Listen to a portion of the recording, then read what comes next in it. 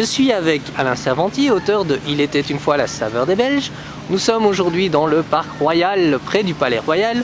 Alors, Alain, comment as-tu connu le projet? Bien, je t'ai rencontré à la fleur en papier doré et tu m'avais parlé de Novelas. J'avais trouvé que Novelas était une initiative très intéressante.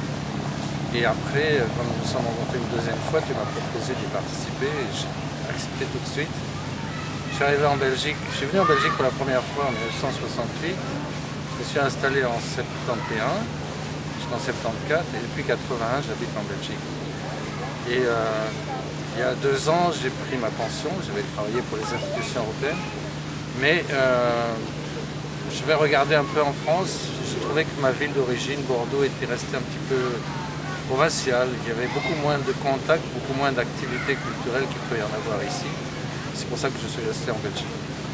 En plus, si j'ai vécu en Turquie, je me suis marié avec une Turque. Un de mes fils est né ici, il se sent plus belge finalement que turc, même si nous sommes un mélange.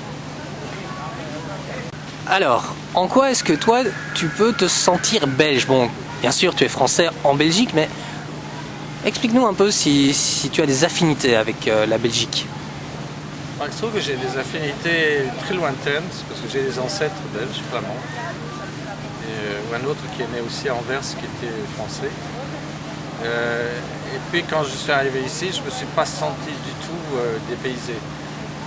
Et il se trouve que, étant à Bordeaux, c'est un peu marginal. Je trouve que les Parisiens, par exemple, ils ont des difficultés à se sentir belges. Quelqu'un qui vient du sud de la France, il n'est pas plus dépaysé qu'être à Paris, il est moins dépaysé qu'à Paris même. Et j'habite à Woluwe-Saint-Pierre, là c'est une commune un peu presque marginale, mais comme j'ai expliqué tout à l'heure, avec une épouse turque, une origine un peu à Bordeaux qui est à la marge entre l'Occitanie et le reste de la France, je me sens bien ici. Je me sens bien ici, je trouve qu'on y vit bien, on y mange bien. J'ai passé toute ma carrière professionnelle ici de 80 jusqu'à 2012 et je trouve que c'est facile, c'est un pays où il est facile à vivre, où on arrive à vers. Est-ce que tu te sens belge aujourd'hui ou pas encore? Je participe à la vie politique locale. D'accord. À la vie associative ici en Belgique. Il y a une vie associative extrêmement vivante, culturelle, ça j'aime bien.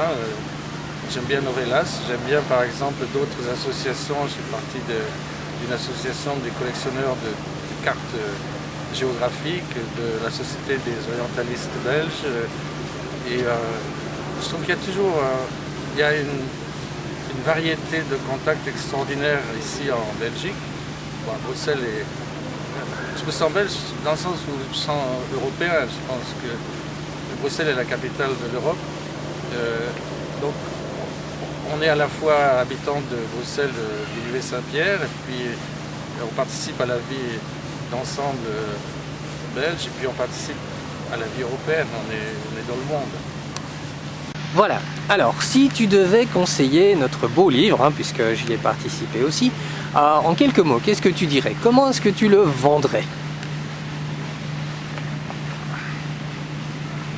Moi je fréquente assez peu, enfin, là je suis on est à la fête de la Béné, mais je fréquente assez peu les foires, foires du livre. Bon, là c'est un endroit, mais il y a des gens qui viennent. J'ai l'impression que de plus en plus, c'est Internet qui permet de faire la promotion des livres. Je vois que la plupart des libraires, il y a beaucoup de libraires qui ferment et qui vendent via Internet. Donc, comme Novelas c'est sur Facebook, il y a déjà une large possibilité de publicité, mais c'est absolument essentiel si on veut vendre quelque chose. D'accord. Ça, ce serait le mode de vente, mais si tu devais, en quelques mots, expliquer en quoi le livre est intéressant. Ou tout simplement ton petit texte. Alors toi, qu'est-ce qu'il fait qu'il rentre dans le... Je trouve qu'il y avait plusieurs des présentations qui sont très, très intéressantes. parce qu'elle donne une vision de la Belgique d'angles qui sont très différents. Et de gens qui sont ici depuis peu ou qui sont ici depuis pas mal d'années, mais qui ont tous une vision un peu de la Belgique très personnelle et toujours très amicale et un peu ironique ou un peu humoristique. Ça, je trouve que c'est très important de parler d'humour.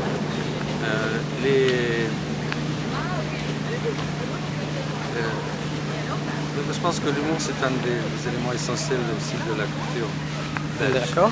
Est-ce que dans les textes que tu as lus, est-ce que tu as remarqué s'il y avait des textes qui étaient plus centrés sur le côté belgo-belge, c'est-à-dire la cuisine, les clichés, on va dire, et d'autres qui essayaient de porter peut-être le regard de façon plus humaniste, le belge dans l'Europe par exemple. Est-ce que tu as ressenti ce genre de choses? Moi, j'ai ressenti que c'était plutôt humaniste. C'était l'ensemble des textes. Il y en a quelques-uns qui portent peut-être sur les questions clichés, mais l'ensemble des textes est très, très humaniste. Donc quelqu'un qui voudrait venir en Belgique aurait une vision réaliste ou pas, selon toi, qui justement vient de l'extérieur?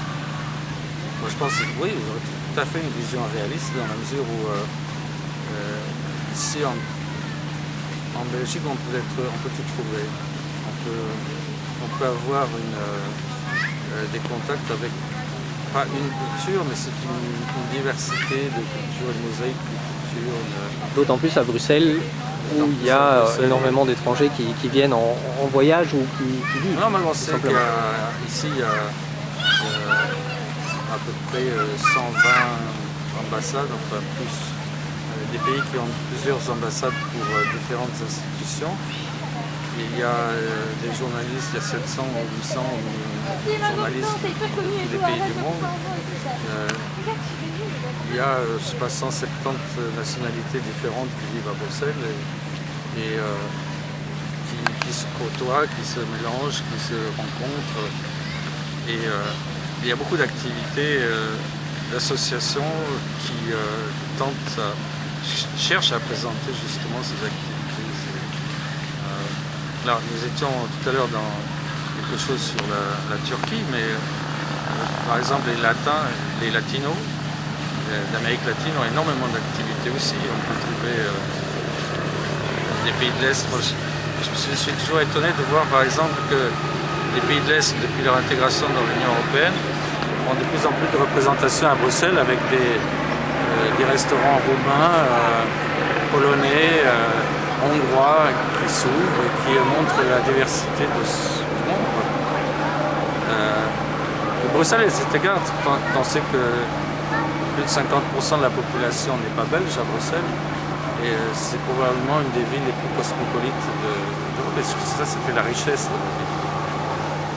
Voilà, on va arriver à la fin de l'interview. Donc ma dernière question, c'est aujourd'hui, Alain Servanty, belge ou français? Mais je disais tout à l'heure que je viens d'une région où on est un peu à la rencontre de différentes cultures. Déjà à Bordeaux, parce que mes ancêtres étaient probablement des Occitans, mais c'est juste à la limite aussi de Languedoc et Languedoc.